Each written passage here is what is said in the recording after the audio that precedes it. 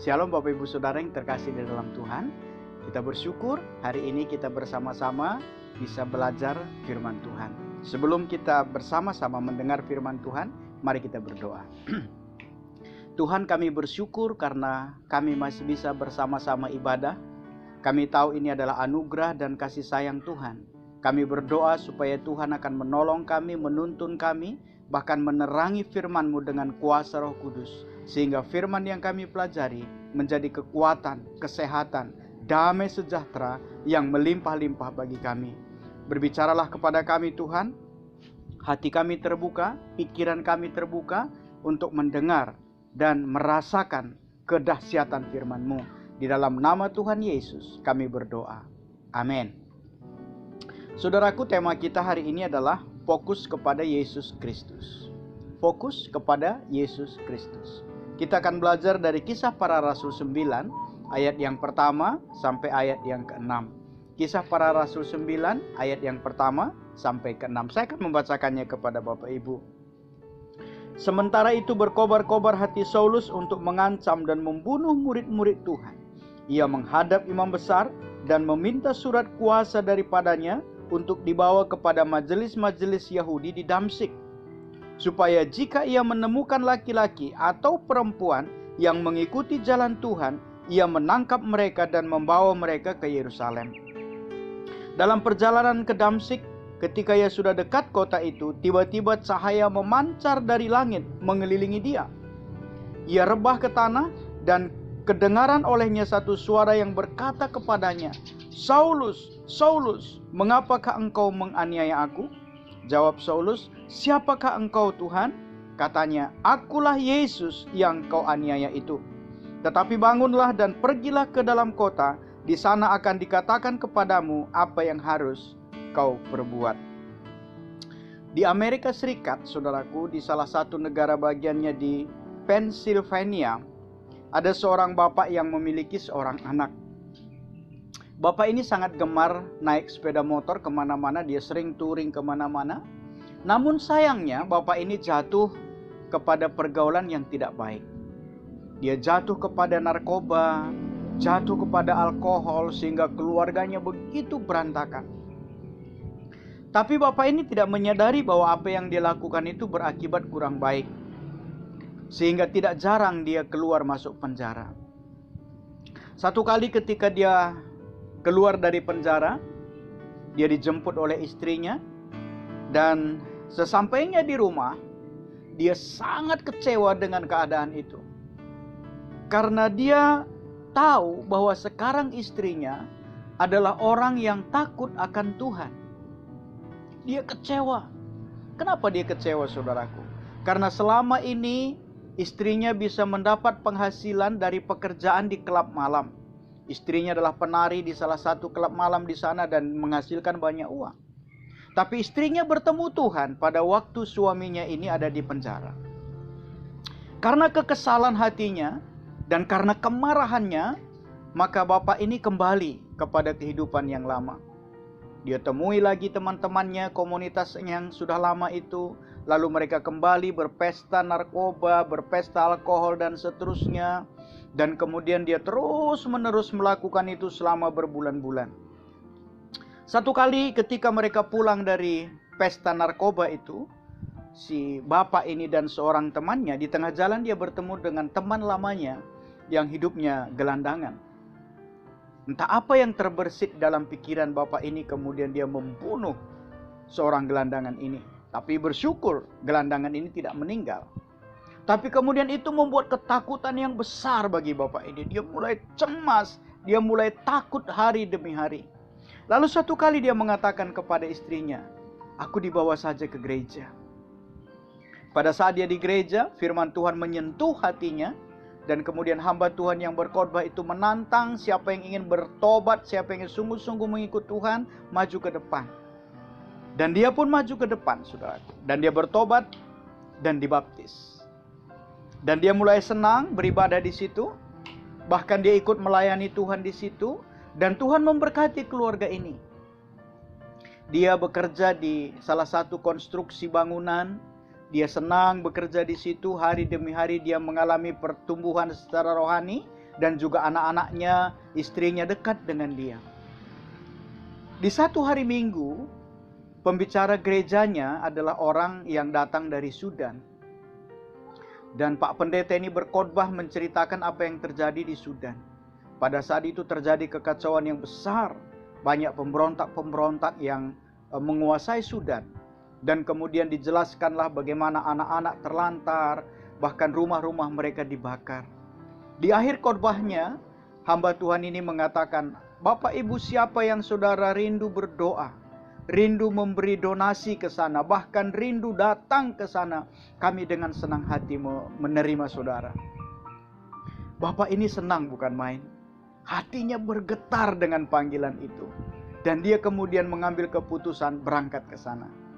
Bapak ini namanya Sam Childs. Dia berangkat ke Sudan dengan segala keterbatasannya. Dan dia menyaksikan dengan mata kepalanya sendiri bahwa begitu banyak anak-anak yang terlantar, bahkan kelaparan dan seterusnya. Hatinya dibakar oleh Roh Kudus. Belas kasihan itu terus-menerus mengalir di dalam dirinya. Dan dia mengambil satu komitmen, aku akan di sini menolong mereka. Saudaraku, apa yang terjadi? Benar, Sam ini mulai bekerja di sana bersama dengan anak-anak itu. Dia melakukan apa yang dia bisa lakukan. Dia mengasihi anak-anak itu. Tetapi sayang saudara, dia memiliki keterbatasan dana. Sehingga mau tidak mau dia harus meminta orang-orang lain menolong dia. Lalu dia pulang kembali ke Amerika dan menemui beberapa pengusaha dan men-sharingkan apa yang sedang terjadi di sana. Tapi sayang, pengusaha-pengusaha itu tidak tertarik sama sekali dengan bentuk pelayanan itu. Sam kelihatannya sangat kecewa dan frustrasi. Dia hampir-hampir lagi kembali kepada kehidupannya yang lama. Tapi kemudian dia mengambil keputusan untuk menjual semua aset bidang konstruksinya itu. Kemudian semua tabungannya dikuras. Dan kemudian dia mau berangkat ke sana. Anak dan istrinya tidak berdaya untuk mencegah. Sam mengatakan bahwa kamu bisa hidup dari gereja yang kita bangun. Saudara, sebelum dia berangkat ke Sudan, memang Sam ini sudah membangun satu gereja, di mana gereja itu diperuntukkan kepada orang-orang yang sama seperti dia, orang-orang pecandu, narkoba, dan alkohol. Gerejanya cukup berkembang. Tetapi masalahnya orang-orang yang datang ke sana juga memiliki keterbatasan di dalam finansial. Tapi kemudian dia nekat saja dan pergi. Dia pergi ke Sudan dengan uang yang dia bawa. Dan kemudian di sana dia mulai membangun bangunan-bangunan yang bisa ditempati oleh anak-anak itu. Camp-camp mereka bangun dan dia bawa anak itu ibadah kepada Tuhan dan seterusnya. Singkat cerita saudaraku, apa yang dilakukan oleh Sam ini menjadi sangat berhasil. Anak-anak di Sudan terlindungi. Orang-orang yang dulunya rumahnya dibakar sekarang bisa berkumpul bersama-sama. Dan di akhir dari cerita ini, Sam dan keluarganya kembali bersama-sama dan bisa tumbuh dalam keluarga yang baik. Saudaraku, ini adalah sekelumit kisah nyata yang difilmkan dengan judul Machine Gun Fresh Up. Ini kisah nyata bagaimana seorang Sam berjuang menyelamatkan beribu-ribu anak-anak di sana. Dan kemudian menolong mereka, baik itu untuk makan, minum, dan tempat tinggal. Saudara, kisah ini bagi saya menarik. Karena Paulus memiliki kisah yang memang lebih dahsyat daripada Sam, saudara. Tapi Paulus juga tidak kalah hebatnya kisah yang dia rasakan, yang dia alami dari hari ke hari. Pada waktu dia berjalan, ingin membunuh orang-orang Kristen. Dia memiliki kemarahan yang besar. Dia ingin menghancurkan setiap anak-anak Tuhan. Pada waktu perjalanan ke Damsyik itu, lalu Tuhan berbicara kepada dia. Tuhan mengatakan kepadanya, Saulus, Saulus, mengapa engkau menganiaya aku? Ini titik balik kehidupan Paulus, saudara. Dari rasa marah yang menggebu-gebu yang dia miliki, berubah menjadi rasa kasih yang luar biasa. Pertemuannya dengan Tuhan mengubah hidupnya. Sehingga kemanapun Paulus berada, saudaraku, apapun yang dikerjakan oleh Paulus, dia selalu fokus kepada Tuhan. Itulah tema kita hari ini. Fokus kepada Tuhan. Saudara, pada saat dia di Athena, dia fokus memberitakan kabar baik di sana. Dia terus menceritakan bagaimana Tuhan mengadakan mujizat dan siapa Yesus Kristus yang dia sembah itu. Walaupun dia ditangkap di sana, dia tidak berhenti. Dia terus. Kemudian pada saat dia ada di Korintus, dia juga tetap menceritakan kebaikan-kebaikan Tuhan.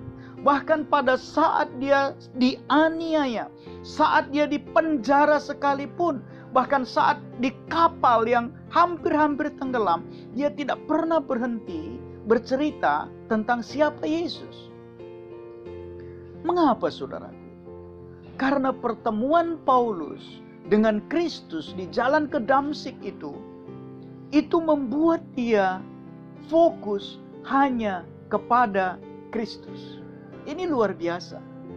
Seakan-akan Paulus mengatakan, penderitaan-penderitaan yang kualami ini, kesulitan-kesulitan yang kualami ini tidak ada apa-apanya dibanding dengan Kristus. Aku fokus saja kepada Kristus. Aku fokus saja kepada Kristus.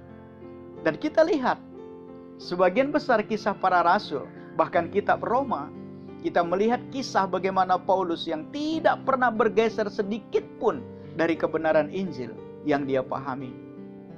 Siapapun yang dia temui, kepala penjara dia sampaikan kabar baik.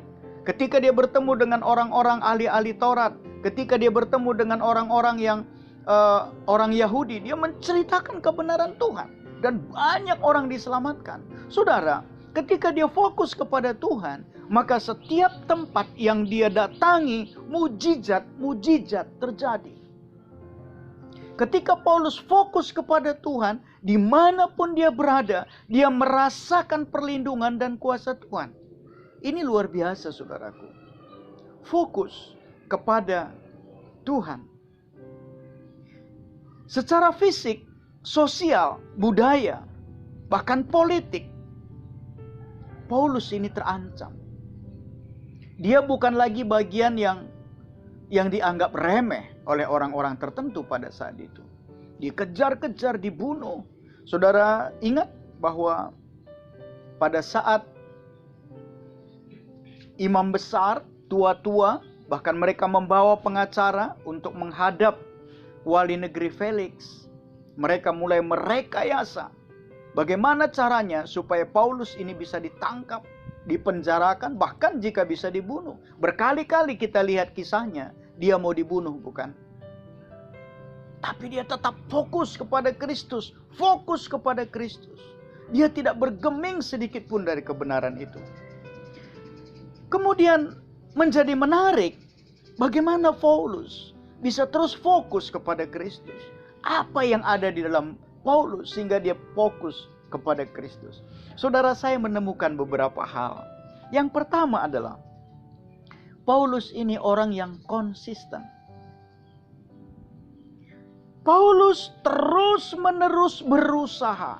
Dia terus-menerus berjuang tanpa lelah. Terus-menerus. Kenapa, saudaraku? Dia tahu bagaimana caranya supaya firman tetap diberitakan adalah dengan cara terus-menerus konsisten.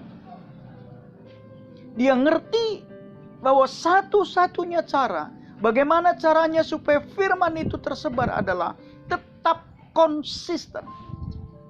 Ada tantangan? Banyak tantangan, saudaraku. Nyawanya terancam, diasingkan, dipenjarakan, masuk dalam penjara yang paling bawah, dikawal.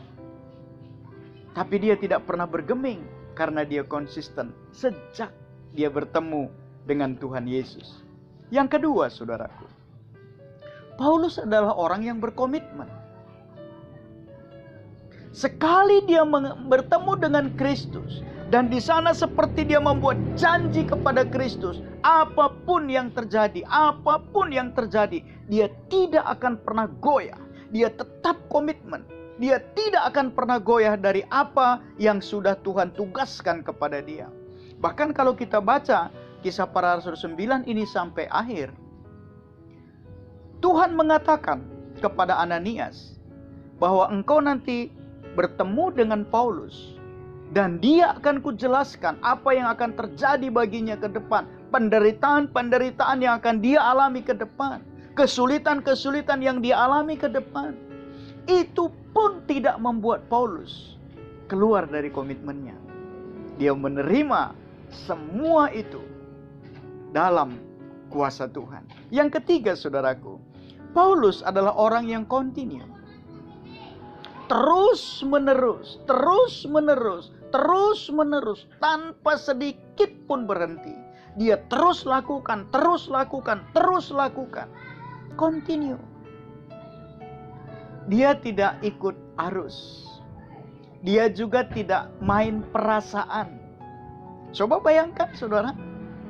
Ada orang yang melukai dia, bukan? Teman seperjuangannya sendiri melukai dia.